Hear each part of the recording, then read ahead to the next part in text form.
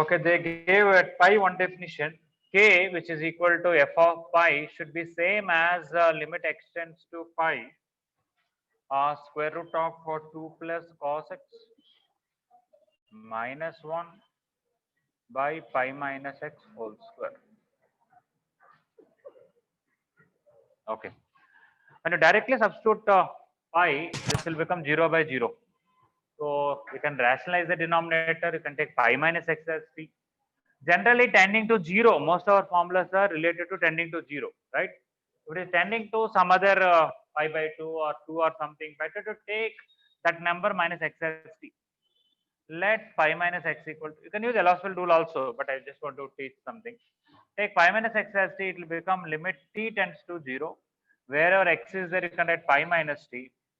2 plus cos pi minus t minus 1 by t square. Limit t tends to 0. Cos 180 minus theta is minus cos theta. So 2 minus cos t minus 1 by t square. You can rationalize the numerator, which you can actually do it here also. When you rationalize, you will get 2 minus cos t minus 1 by t square, 1 by root over 2 plus 2 minus cos t plus 1. Okay, so limit t tends to 0. This is actually 1 minus cos t by t square. And this is as it is, keep it. And in fact, if you directly substitute 0, it will be 1 by 1 plus 1. This alone is already a formula 1 by 2. So we'll get 1 by 2 into 1 by 2, which is 1 by 4. So mainly tending to 0 is more convenient. If you have other things, you can convert into 0 like this.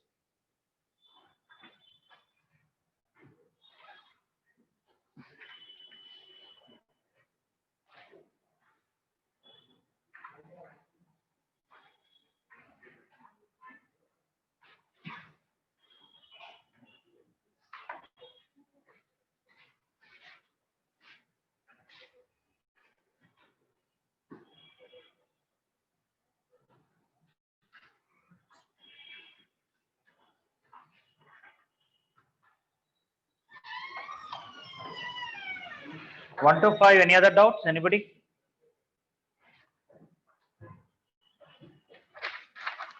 Up to 10? 7. Okay.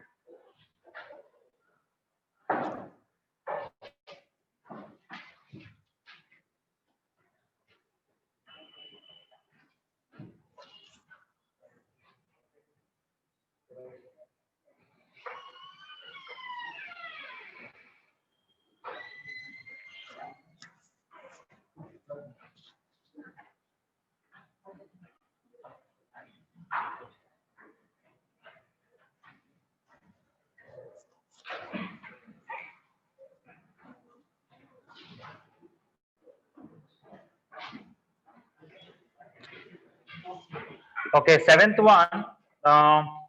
If you want it to be continuous at 5 by 2, k plus 2 by 5, which is f of 5 by 2, should be same as limit extends to 5 by 2 f of x. Limit extends to pi by 2, 4 by 5 whole power tan 4x by tan 5x. Okay, when I directly substitute pi by 2, numerator is 0 and denominator is infinity. So it's good, no problem. It's very good. 0 power 0 is a problem, but 0 by infinity is very, very good. You can write tan 4x into 1 by tan 5x. This is becoming 0, this is becoming 0. 0 into 0 is 0 only. 4 power 5, 0 is 1. Answer should be minus 3 by 5. 3 by 5. So answer D. Achha, okay. 0 by 0, we have to think. 0 by infinity, numerator is very small, denominator is very big. That's good, it becomes 0. So 4 by 5 power 0, which is 1. K plus 2 by 5 is 1, means K is equal to 3 by 5.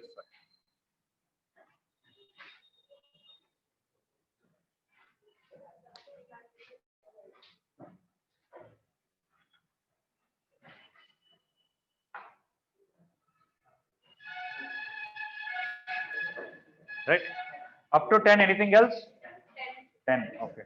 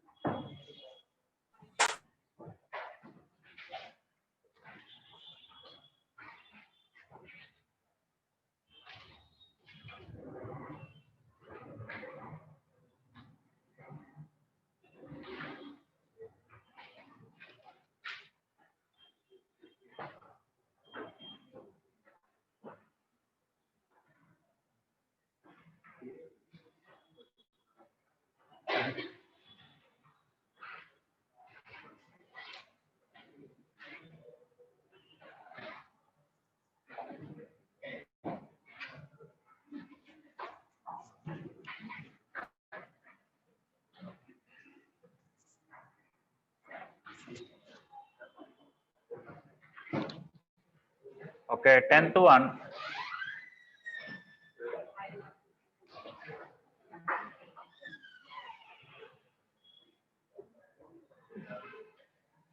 Continue at -1.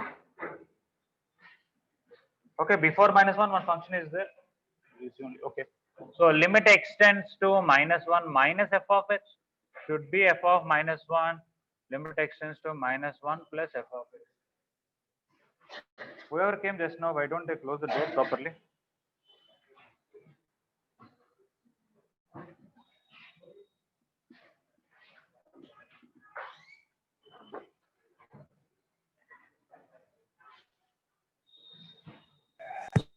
Okay, minus mod lambda. When you're approaching -1 from the right side, first of all, what is the function? Let me write here. Integer part of sine pi x plus 2 lambda x. Tomorrow onwards, if you come on time, you come, otherwise don't come. If you come late, also sit in another room. Please don't come into the class. The door also makes noise. Keep on opening. And they don't have minimum courtesy to close the door also.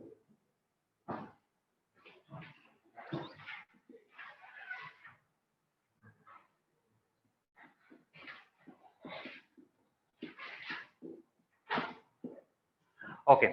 So f of -1 is directly minus mod lambda. What is the limit of this? When I put -1, it may be 0, integer part of 0 is 0, but we are not seeing at -1, just after -1. Okay. So let us see what is the graph of sine pi x.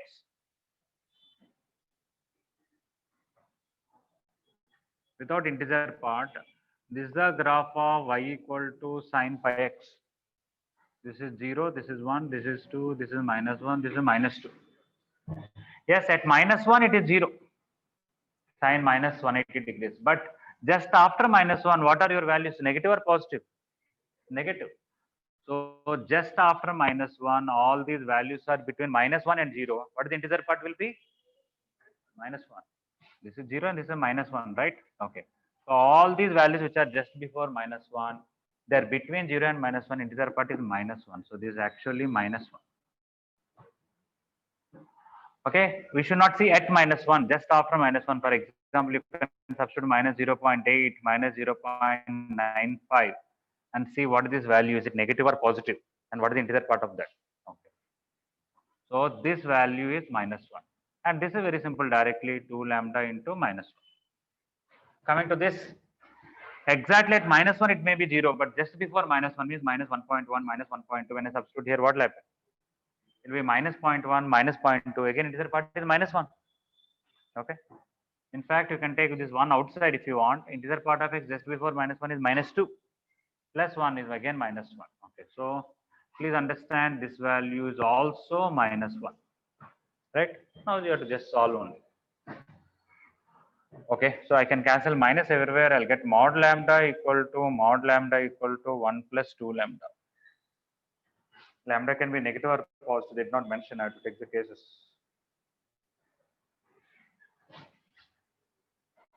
Then what is equal to? I think lambda is equal to should be printed. Okay. Okay, now if I take lambda greater than 0, we'll get lambda equal to 1 plus 2 lambda. That will give you lambda equal to -1. Is not okay because we assume lambda positive, but I got answer negative. If I take lambda less than 0, mod lambda is minus lambda. Now I will get 3 lambda equal to -1 and lambda equal to -1/3. Right?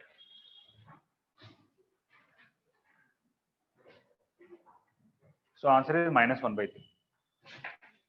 So mainly you have to know 3 things here. One is how this integer part is -1, how this integer part is -1, and why lambda equal to -1 is rejected.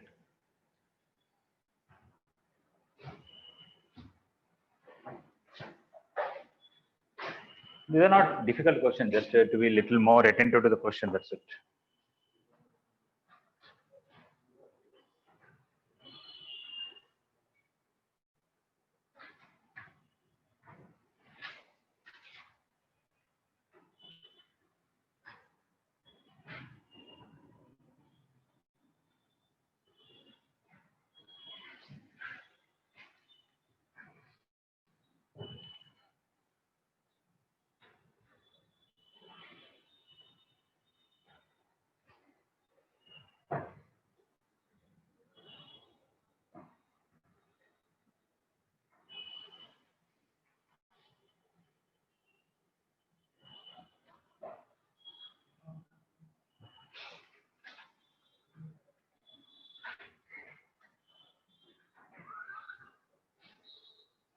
Up to 15, any other doubt?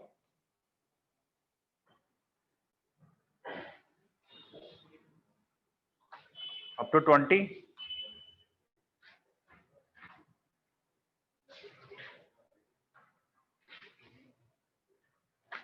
Okay, then we'll discuss about differentiability now. I don't know, some of you have attended yesterday 3:30 to 4:30 also I took class. Okay. So during that time I discussed, then after morning class we discussed even 21 to 40 roughly. Okay. As well, I'm telling some online people might have missed, maybe. Not sure.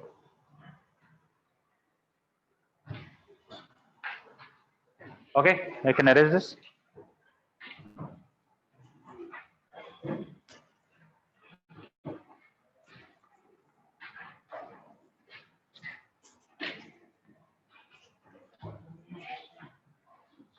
Okay.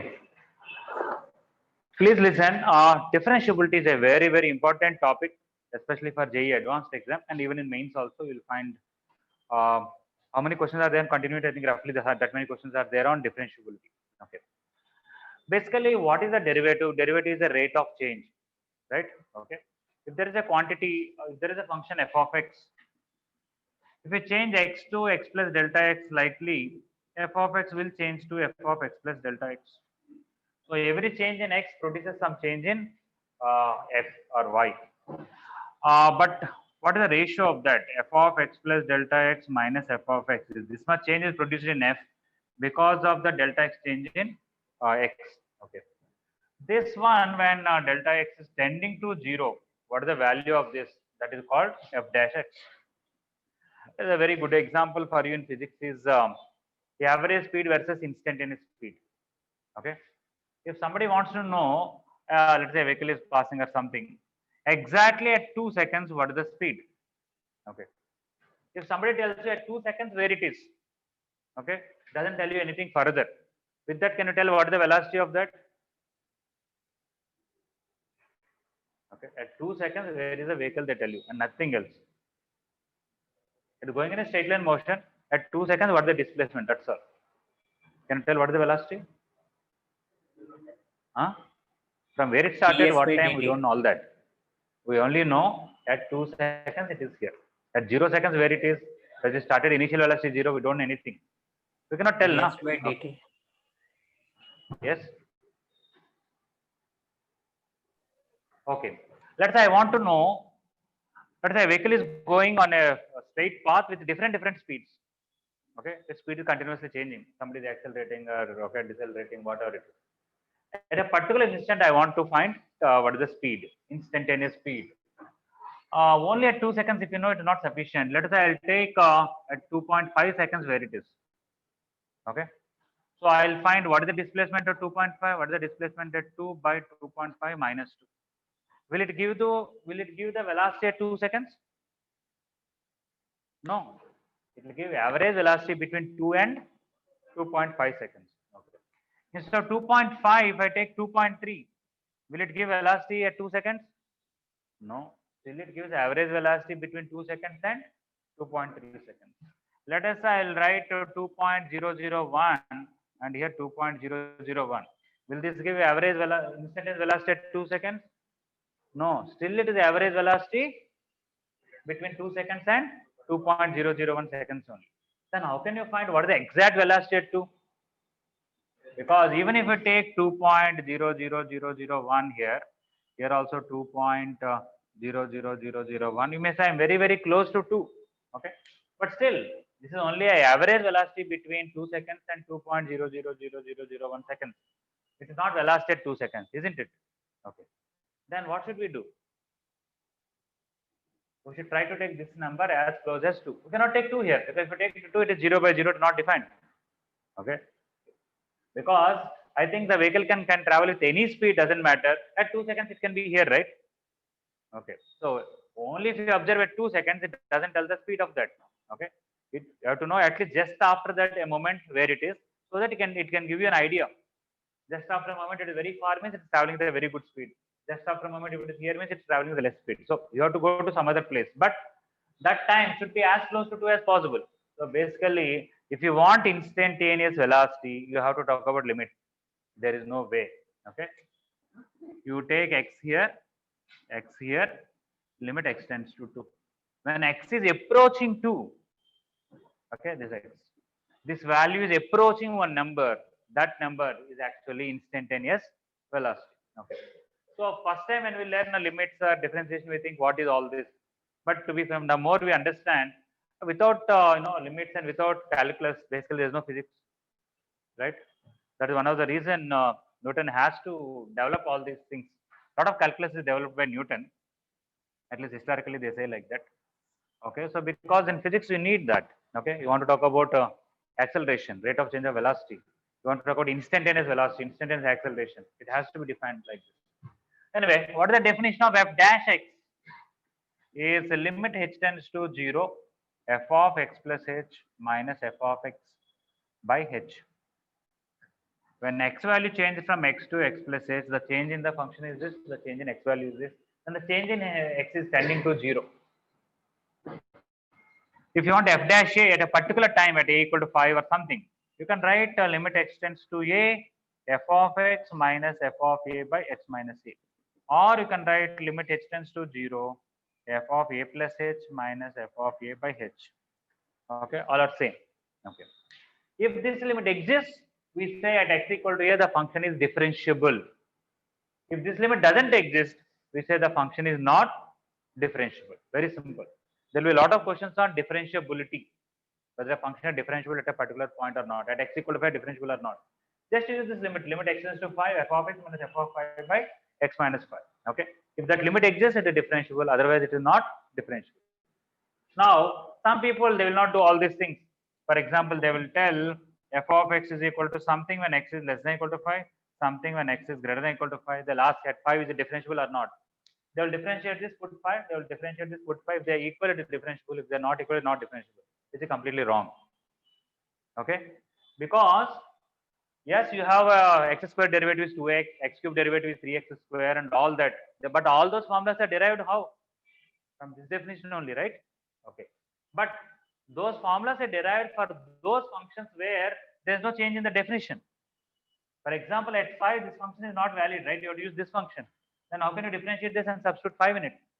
And you cannot even say it is right hand derivative, right? Differentiating this and putting 5 is not right hand derivative. Is it clear? We may do that in some questions with some proper understanding, but in the beginning doing that is not right. Okay. So we have to use always first principle only. In differentiability, forget about all your UV rule, U by V rule and all that. Okay. We have to use first principle. Find this limit. Now one way is how will you do this question? Further to define left hand derivative and right hand derivative. If you put a minus here, okay, 0 minus here. That is, you are approaching a from the left, then that will be left hand derivative. If I take a plus, that will be right hand derivative. In this question, for example, if I take 5 minus, in the place of f of x, I have to substitute this one because just before 5 function is that. If I take 5 plus, I have to substitute this because just after 5 function is this. But sometimes I may not use first principle at all. I may simply differentiate this and put 5 in it. Okay. Some questions I will do like that, some questions I will not do like that. One may say when to do, when not to do. It's very simple. Some questions actually you can put equality here also. What does it mean is at 5 whether you take this or this, you'll get same value. Not by the limits. It's not that the limit of this at 5 is that f of 5. No. You can directly substitute 5, you get same answer as at 5, whatever it should come. So they just gave equality here, but doesn't matter, they can give equality here. Okay. So wherever you can dare to put that equality in both cases, there you can directly differentiate and put 5 also, not an issue. The reason mainly is, if you want to understand properly, if this and this comes from the same definition of the function, if this and this comes from the same definition of the function, then you don't have to use first principle. You can use your regular UV rule, U by V rule, and all that, all the differentiation formulas, because differentiation formulas are already derived from this. But whenever these two doesn't come from the same definition, I'll give a simple example. Let us say f of x is equal to sine square x by x if x is not equal to 0, and 0 if x is equal to 0. Now, if somebody asks you derivative of this at 0, okay, you cannot say I'll apply U by V rule for this and then substitute 0. Okay. You cannot say I'll differentiate 0 and say answer is 0. That is stupid completely. Okay. And we say what is that at 0 it is constant and derivative of constant is 0. I heard some students arguing like that. Well, then in every function it is constant only, na? You take any function, f of phi will be a constant or not? Then what is f dash phi should be? 0 then. It is not that. It is not at phi constant. Before phi and after phi also, what is the function? That is important. Okay, right. So here, before 0 it has one definition, at 0 it is some other definition. Can I combine these two and remove this and write it is true for all x belongs to R? I cannot write because at 0 it is not defined. The limit of this at 0 may be 0. That is different. It may be continuous function. But at 0 as such it is not defined. So when they give x not equal to 0 and 0 if x equal to 0, you don't have a choice of differentiating this directly by putting. You have to go for first principle. And in fact, the first principle is more easier than anything. You don't have to know any differentiation formulas. For example, in this question, if you want f dash 0, f dash 0 is limit extends to 0, f of x minus f of 0 by x minus 0. This is a formula. Limit extends to 0. What is f of x? Sin square x by x minus 0 by x minus 0. Limit extends to 0. This by this is nicely sin x by x whole square. What is the limit? 1. Very simple, right? Not at all complicated. You don't have to know e by variable, what is the derivative of sin square x and all that. Okay. But in another question, for example, I may tell f of x is equal to when x is less than or equal to 2. Okay, some x square plus 5x plus 4. And when x is greater than 2, and we have to this 14, 18.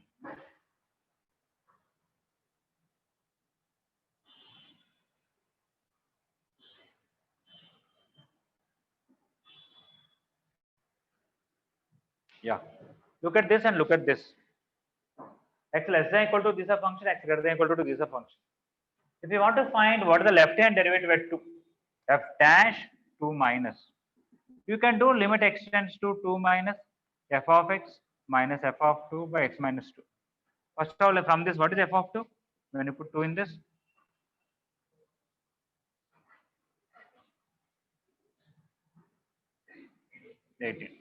yeah. So f of 2 is 18 and f of x is just before to this x square plus 5x plus 4. Simplify this limit, you'll get an answer. Or directly differentiate this 2x plus 5 and substitute 2, will get 9. Here also you'll get same answer because before 2 and after 2 the function definition is same. Is it clear? Okay. Anyway, let me change the number so that you'll see something obvious. One should not think right hand derivative means I'll simply differentiate this just after 2 and derivative is 4. No, right hand derivative is doesn't exist. Why? What is f dash 2 minus 2 plus? Limit extends to 2 plus f of x minus f of 2 by x minus 2. The limit extends to 2 plus f of x, I have to use this 4x plus 6, but f of 2 is already 18, we're done, by x minus 2. You can see denominator is becoming 0, but numerator is not becoming 0. Non-zero by 0 will be obviously infinity, or I can even say okay, infinity basically. Okay. So if you want something differentiable, that limit f dash x limit should exist. X tends to a, f of x minus f of a by x minus a. It cannot be infinite. It has to be finite in differentiation. Okay.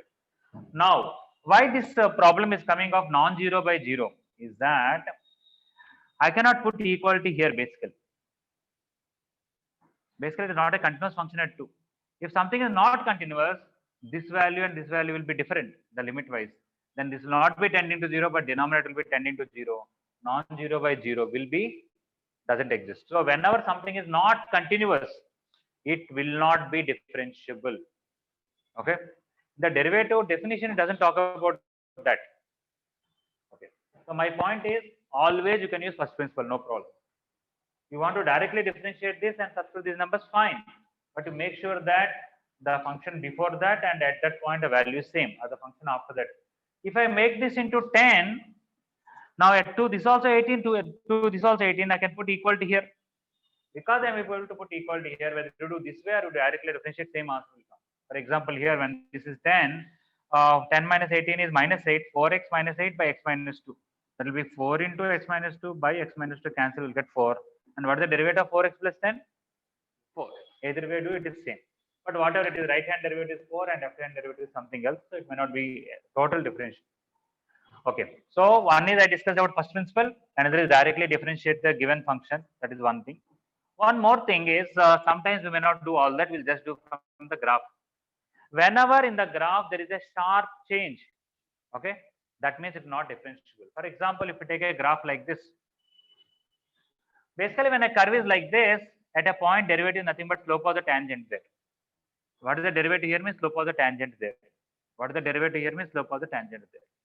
So at all these points, the derivative slope of this line, at all these points, the derivative slope of this line. But at this point, the right hand derivative slope of this line and left hand derivative slope of this line. Obviously, they're not equal. This and this have different slope.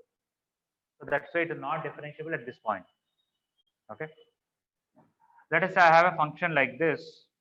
Okay. Sometimes they will give two different functions, but the whole thing is continuous and differentiable. How do they make? So this is a function which has a tangent. Okay. Now nicely remove this curve. Okay. Up to here I'll take the curve, but after that I'll take the line. It looks like I have two different functions combined. Up to phi one curve, after phi another curve, but still it's continuous and differentiable because my transition is very, very smooth. Here, even though I change the curve, there is no sharp change. It's a very smooth transition. Let us say I take another curve, but here I will draw a line and remove this piece now. Okay. Definitely at this point is not differentiable because the right hand derivative slope of this line, the left hand derivative is the slope of tangent here. Or let me take two curves which are intersecting. Okay. And here before this I'll remove this curve and after that I'll remove this curve. At this point is not differentiable. Why? Because if you draw tangent to first curve and draw tangent to second curve, the left hand derivative slope of this line and right hand derivative slope of this line, they are not equal. That's why it is not differentiable. So if you are thorough with the graph, whenever something there is a sharp change, it tells you that right hand derivative and left hand derivative are not equal. It is not differentiable. Anyway, this is a theory. When we do questions, it will be more clear. Okay, as I said, in chemistry you may have a lot of theory and facts. Okay, but maths you have to know theory and also you have to know how to do the questions. Both are required.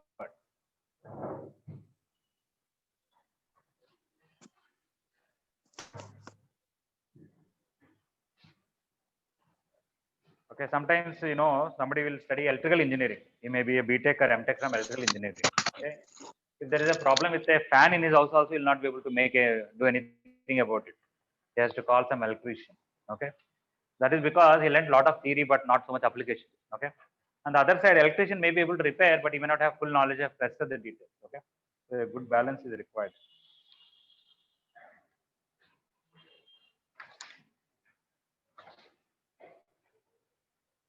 Okay, so yesterday we stopped with up to 27 or something I said. Yeah. 28 onwards is differentiability. I'll just continue to discuss multiples of 3. So after 27, I still have to discuss 30. Yeah.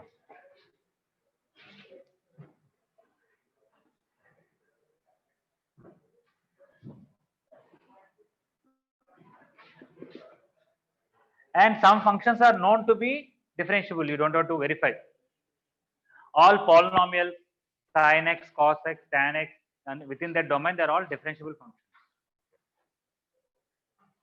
So coming to 30th one, x minus 1 into sine of 1 by x minus 1 if x is not equal to 1 and 0 if x is equal to 1. Okay, the function definition is changing at 1, right? Okay, because it is changing at 1 if I want derivative differentiability, I have to check. So f dash 1 is limit x tends to 1 f of x minus f of 1 by x minus 1. Limit x tends to 1, f of x is this one, x minus 1 sine of 1 by x minus 1. F of 1 is 0 by x minus 1. This x minus 1, this x minus 1 will cancel. We'll get limit x tends to 1 sine of 1 by x minus 1. If I take x minus 1 as y, it is actually limit y tends to 0 sine of 1 by y. Or if somebody takes 1 by y as z or something, also you'll get z tends to infinity. Not a big issue. What do you think about this limit? What is the answer?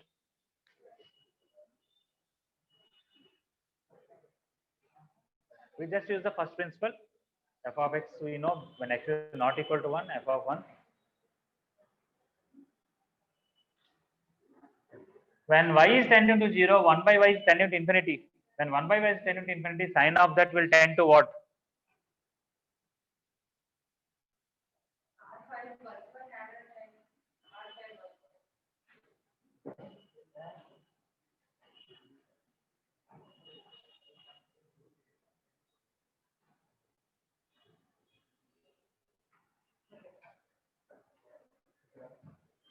What is the limit of this? Anybody want to comment?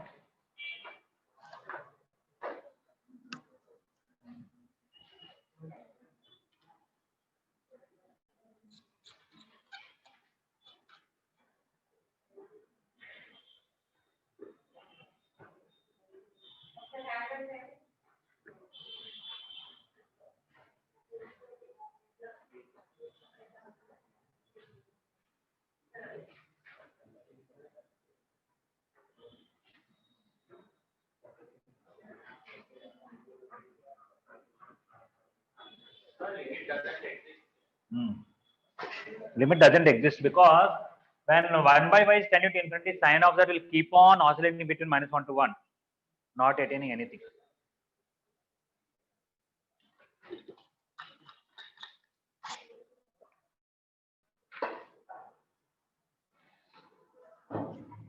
Because this limit doesn't exist.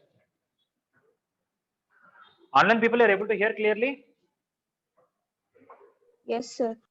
Okay. Okay, limit doesn't exist. That's why it is not differentiable. The function is not differentiable at 1. But at 0, I don't have to check. Why? Is the function definition changing at x equal to 0? No, at 1 only there is a change of definition. No? At 0, before 0, after 0, it is this function only. Okay, and it is differentiable. I know x minus 1 is differentiable, sine of 1 by x minus 1 is differentiable. Only at 1 there is a problem. Other than 1, we don't have any issue. At 0, I am not going to check. It is a polynomial differentiable. This is also a rational function differentiable. Sine of that is also differentiable. Product of two differential functions is also differentiable. I don't have to check. Okay, I don't have to write f dash 0 is what, all that, and find the answer. Not required. Wherever there is a change of definition, that's where I have to worry. F is differentiable at x equal to 0.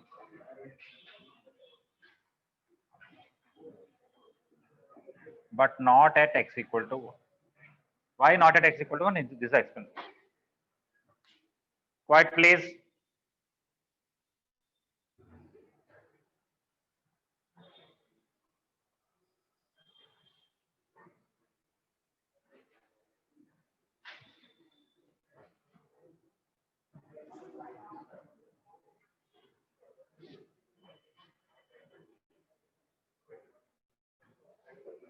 Okay, next 33.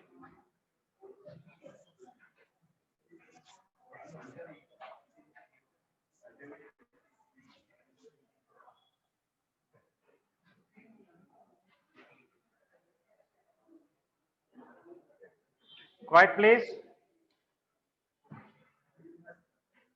The question in 33 is limit extends to 0, 1 plus f of 3 plus x minus f of 3 by 1 plus f of 2 minus x minus f of 2 whole power 1 by x. Okay, when you directly substitute 0, don't waste time. When you directly substitute 0, this is f of 3, this is f of 3, 0, this is f of 2, this is f of 2, 0. It will be 1 power infinity. Anything in 1 power infinity, what is the method? E power base minus 1 into g of x, f of x minus 1 into g of x. This is f of x tending to 1, this is g of x tending to infinity. So e power limit extends to 0, 1 plus f of 3 plus x. If this is difficult for you, that means just to make things easier, I want to separate this. this whole power 1 by x separate, this whole power 1 by x separate. Okay. This is 1 power infinity, I'll use same formula. This is 1 power infinity, I'll use same formula. So I can write limit x tends to 0 e power. From this I have to subtract 1. That is f of 3 plus x minus f of 3 into 1 by x. This also I have to subtract 1 into the power e power f of 2 minus x minus f of 2 into 1 by x. From here to what did I use? Anything in the form of 1 power infinity formula is limit x tends to whatever it is f of x minus 1 into g of x. 1 power infinity limit extends to f of x power g of x. If this is reaching 1 and this is reaching infinity, this is the formula we have. Everybody knows that formula, right, in limits? Okay. Like that, this is becoming 1, this is becoming infinity. I use the formula, same thing here. Okay. Now, if you see carefully, you divide with x here, e power f of 3 plus x minus f of 3 by x. Here, e power f of 2 minus x minus f of 2 by minus x. I'll put a minus outside. Now, listen. Just by looking at this, can you tell what it is?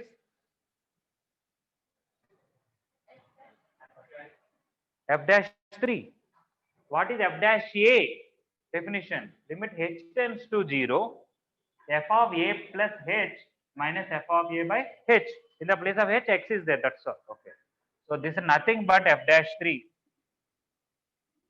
This is nothing but f dash 2 because this minus is a minus x, but I get a minus here. This is e power minus f dash 2.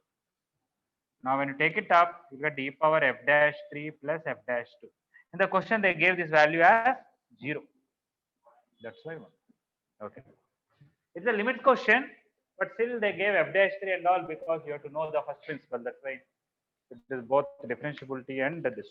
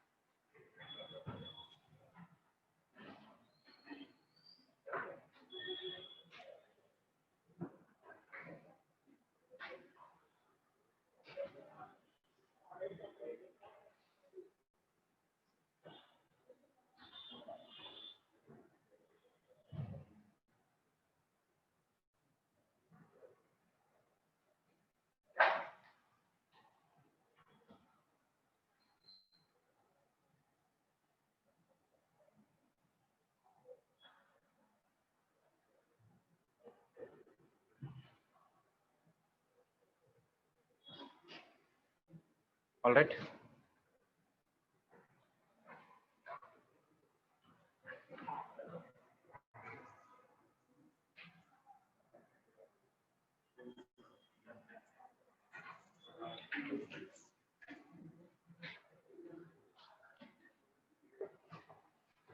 Okay, 36.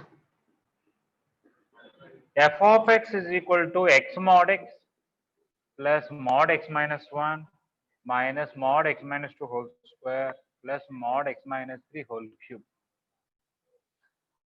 They want at where it is not differentiable. Okay. So you have to be little carefully do this. If you try to do, I'll check at 0 and say I'll do limit extends to 0 f of x minus f of 0 by x minus 0 for this whole thing. And at 0 I'll find what is the limit. If it exists, differentiable, otherwise not differentiable. It is going to be quite lengthy. Okay, I'll tell you how to do this in a more easy manner. X into mod x plus mod x minus 1. Actually, this mod is not required. X minus 2 whole square, because in the square, whether you take plus or minus, it is same. Okay. Mod x minus 3 whole cube is required. Okay, now this one is a polynomial. No mod, nothing. It is always differentiable. Okay. Wherever mod is there, we all know graph of mod x. At 0, it is not differentiable because right hand derivative plus 1, left hand derivative minus 1, there is a sharp change. Okay. So, if I take only this function, where I have doubt of, I need to check differentiability, only at 0. No, do I need to check at 2 and 5 and 10? Not required. Because after 0, it is always x square, and x square is a known polynomial to be differentiable. And when x is negative, it is minus x square. Everywhere it is differentiable. Only at 0, there is a change of definition. I have to check for this only at 0. Okay. At 0, is this differentiable? Mod is there, but not important because the mod affects at 1. Nah? What is the graph of mod x minus 1? It is V shape at 1. At 0,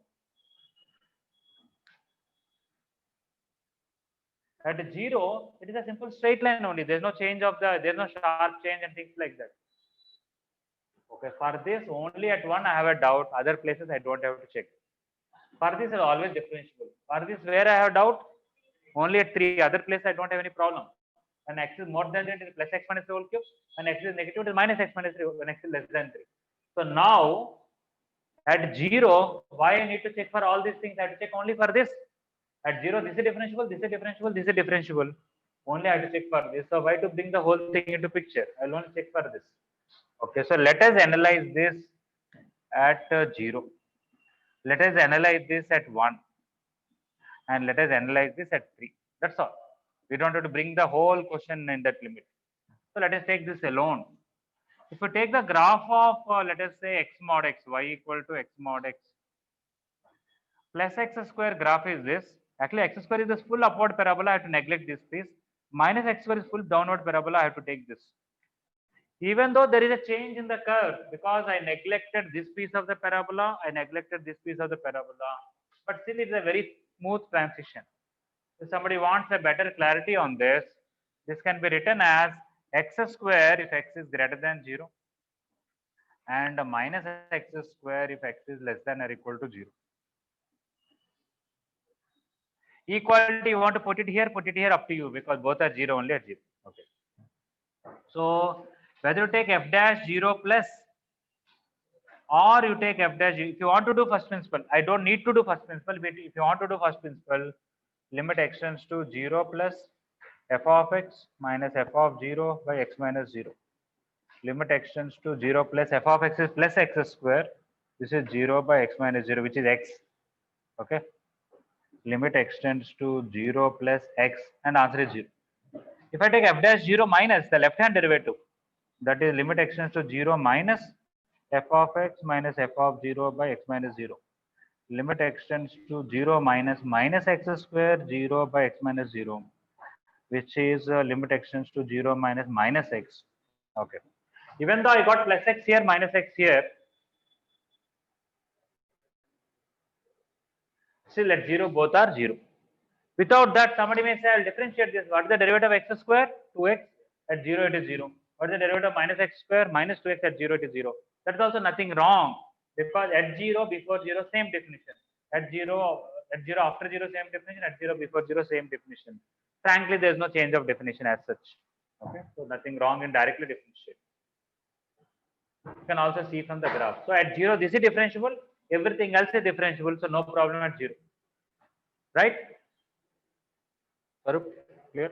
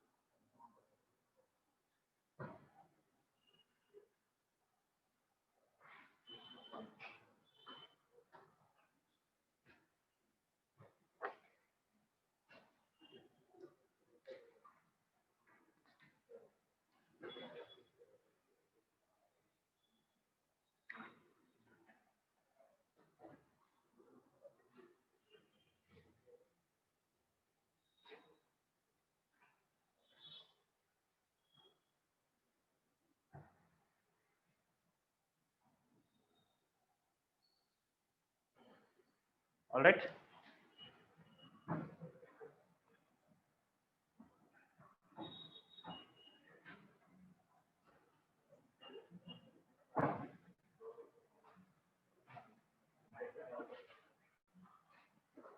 Okay. At 1, I very well know it is not differentiable because mod x minus 1 graph is like this. Okay, limit extend, not limit, sorry. If I take only x minus 1 as some function, some g of x, g dash 1 plus is 1, g dash 1 minus is minus 1 from the graph. Or if you look at the definition, when after 1 it is x minus 1, before that it is minus of x minus 1. This is when x is greater than equal to 1, this is x is less than equal to 1. Okay. So right hand derivative is plus 1, left hand derivative minus 1, they are not equal. So it is not differentiable at x equal to 1.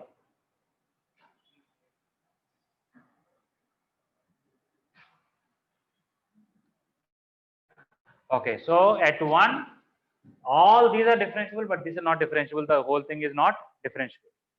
At 2, I don't have to check it is differentiable. At 3, even though right side it is x minus 3 whole cube, left side it is minus of x minus 3 whole cube, but still it is differentiable, even though there is a change in the function. When you differentiate this and substitute 3, it becomes 0. Because 3 into x minus 3 whole square, at 3 it is 0. This is a minus 3 into x minus 3 whole square, but again at 3 it is 0 only. So this one, even though there is a change of definition, it is somewhat like this smooth change only, the previous graph. Okay. So at 0 no problem, at 3 no problem, at 2 no problem. It is not differentiable only at 1. Everywhere else differential. Is it clear? Okay. I'm not writing for 3. You can write for yourself. So tomorrow we'll do some more questions on differentiability. But up to 40 you can try. Yesterday you tried up to 1 to 20. Today you can try 21 to 40. Okay. Thank you.